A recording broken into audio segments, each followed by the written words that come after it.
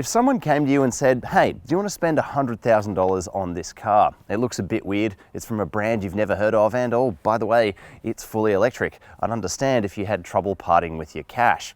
And that's essentially the ask with this car here, the Genesis GV60. Unlike Lexus, BMW or Mercedes, this Korean brand has had much less time in the market and much less rich history to pull on, at least in the Australian market. If the electric era has taught us anything though, it's a once-in-a-generation opportunity for a new brand like this to get its foot in the door. The question is Genesis putting its best foot forward? Let's find out. To find out, we've grabbed a top-spec GV60 which has just received an update with some eyebrow-raising new features, which should pair with its odd styling to further set it apart from the luxury crowd. Prices are up slightly from when it launched late in 2022, with the two variants still consisting of the all-wheel drive and performance all-wheel drive. See prices for those on your screen now. Both have a 77.4 kilowatt-hour battery pack, but the performance model, which we're looking at today, has the more powerful set of motors.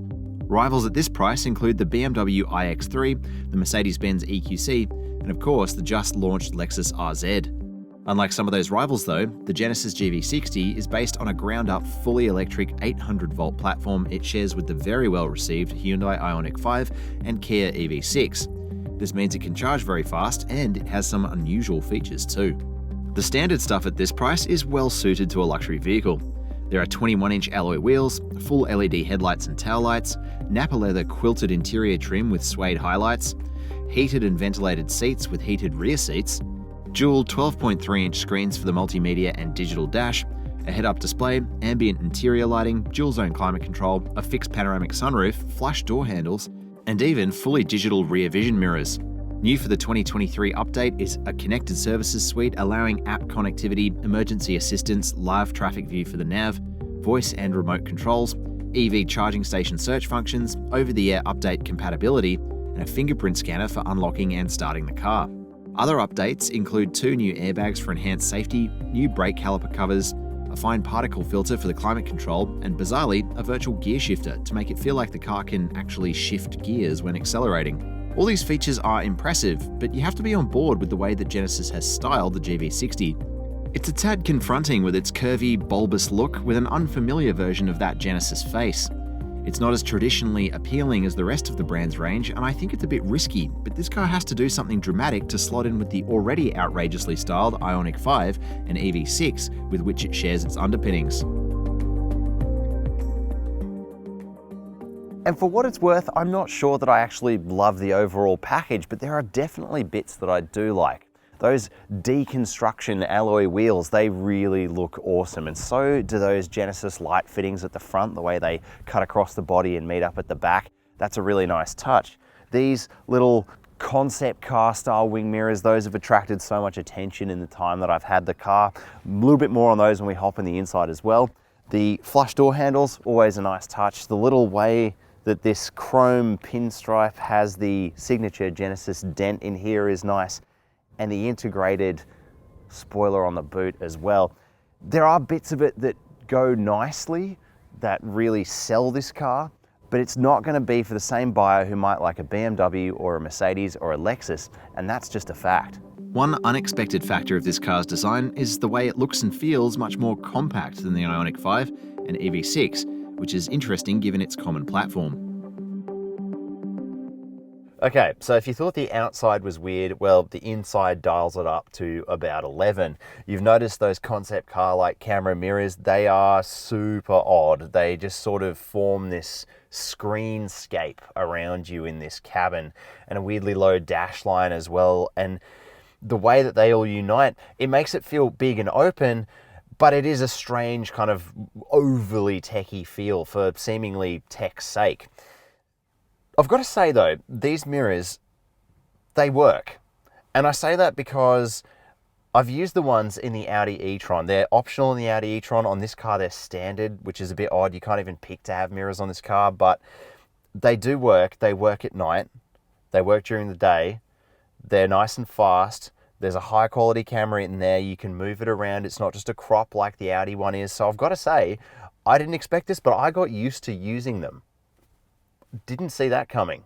Elsewhere, the tech is really good too. There's really slick software in both these screens, and for the model year 23 update, you've got connected services as well, which means that you've got sort of live traffic for the nav, you've got app connectivity, you've got a bunch of features that this car didn't have before. So I've got to say, for the most part, I've been really impressed with what the software offers.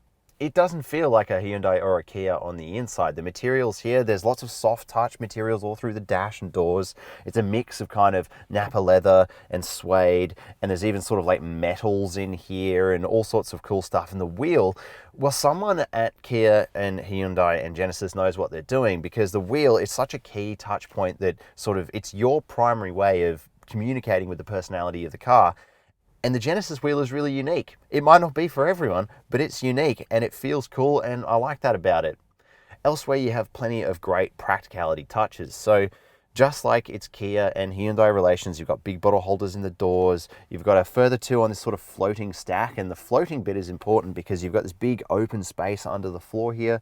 More storage under there as well. There's storage around the back of this console too. And while it doesn't move like the Hyundai Ioniq 5, it is really kind of a practical multi-purpose space. And I like that about it. It achieves the goal that Genesis and Hyundai and Kia have set out for this kind of open platform. That's nice. The seats as well, you can even move the passenger seat back and forward electrically from this side or from the back, which is a good touch. And the sunroof, well, that's important too, because the sunroof has a shade, and not every EV in this class gives you a shade. So it's a really nice touch to have for the Australian summers when these EV interiors can get really hot.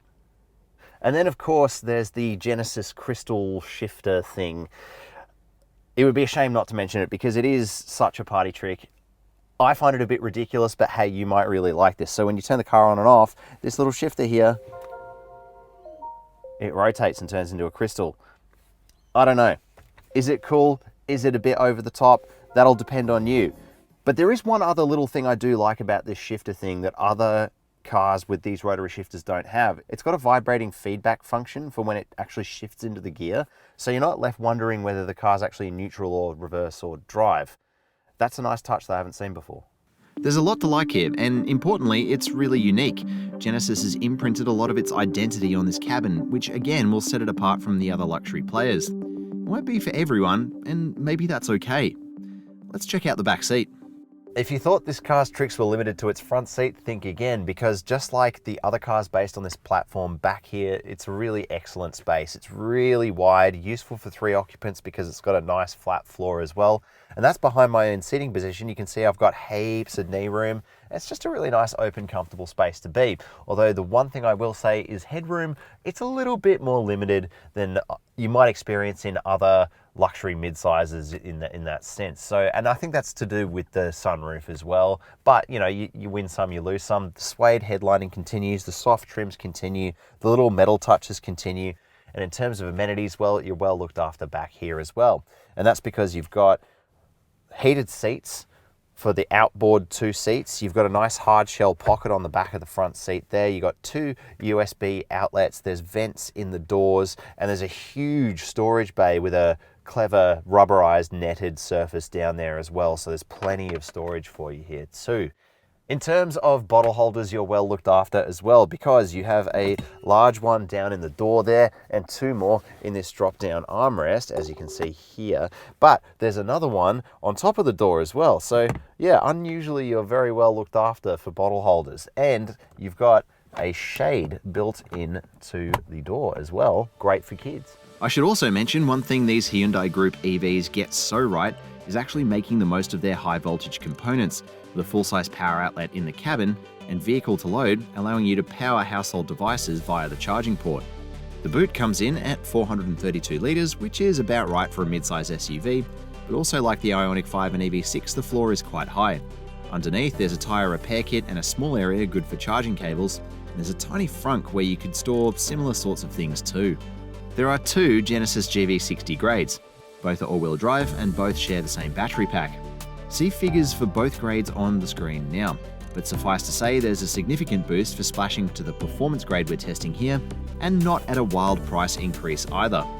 That 77.4 kilowatt hour battery grants the GV60 a driving range of either 470 kilometers for the standard all-wheel drive version or 466 k's for the performance all-wheel drive we have for this review. In terms of the segment, it's slightly above what you might expect from most of its rivals, so an easy win there for Genesis, and I can tell you it's enough range to be relatively range anxiety free. Charging is an even better story, with the Genesis GV60's 800-volt architecture allowing it one of the fastest possible charging speeds on the market currently. It's just 18 minutes on a compatible 350 kilowatt DC unit. Now there aren't too many of those around, so expect more like a 73-minute charge time on the far more common 50 kilowatt DC unit. The AC inverter works at up to 11 kilowatts for a slow charging time in roughly 7 hours. One of the reasons the GV60 has so much range for its battery size is because it's really quite efficient. Now, its official number is 19.1 kilowatt hours to 100 kilometers, which is already pretty good compared to a lot of its premium rivals. And here we've actually exceeded it, so I've driven this car quite a bit over the last week and a half, and the number I've landed on is 18.9 kilowatt hours to 100 kilometers, which you'll note is actually better than the official number, and that's pretty impressive. Now, if you are an EV enthusiast, you might have watched some reviews on the Hyundai Ioniq 5 or the Kia EV6, which of course this car shares its platform with. And those cars have been really well received when it comes to the way they drive. But this car, I think, might be the best of all of them, which really surprised me. After a week of driving it, I think it actually combines the best attributes of those two other cars. So there's the ride comfort of the Hyundai Ioniq 5. This car deals really well with harder bumps and those kind of bigger undulations, but it also has the kind of rigidity of the EV6. And this kind of balance between those two cars just makes this car really engaging, really fun to drive, way more than I expected when I looked at it. And landing between these two other cars means that this one is the most balanced, is the most fun to drive, in my opinion, because it maintains the purposefulness of the EV6, but the playfulness of the Ioniq 5, and that's something that would have been really hard to do, and I'm glad Genesis have pulled it off. And there are other benefits too. So the design of this car actually makes it feel a lot smaller than those other two. I lived with an EV6 for 3 months, and that car felt quite big and quite heavy, but this car hides its weight and its dimensions really well. And so all round, it's just a really engaging little car and feels way more like a hot hatch than I expected. There are a few other little things about it. So yes, it does have a 77.4 kilowatt hour battery, which does make it very heavy, and there's no hiding that in the corners. It will sort of throw its weight around a little bit, but in a good, fun kind of way, not in the kind of, oh God, this is, out of control sort of way, which, is what you want. The steering as well, it is a little artificial, just like the Ioniq 5 and the Kia EV6. There's quite a lot of electrical assistance going on this rack here, especially when you're on multi-lane road and it's using that steering intervention quite a bit. I'm not a huge fan of that, but on the whole, the steering tune, well, it's pretty good. In terms of luxury car feel, it's really quiet in this cabin, and there's some kind of funky features when it comes to overall sound design, which is something I think Genesis has spent a little bit of time on, because there are so many ways to modify the way this car sounds. It's got kind of a electric motor kind of whir to it naturally in the sort of default settings, but if you delve into that menu, there are so many ways you can change it. You can even customize it and make your own driving sound if you really want to. And it's also got, get this, a fake manual mode. So if you hop into the menu, there's something called VGS, or Virtual Gear Shift, and that's a new addition for this model year 23 version of the GV60. And what it does is makes the car behave like it has a traditional transmission. So it'll lurch through fake gears, and if you want to use the paddle shifters on the steering wheel, you can almost drive it like it's a manual, and that pairs with one of those sound design modes that I was talking about earlier to make it sort of sound like it has a big angry engine too. It's all a bit silly, but that's not to say that this car doesn't have the performance to back its feel. If you put your foot on the accelerator, it is properly crazy fast. So I'll just give you a little squeeze here.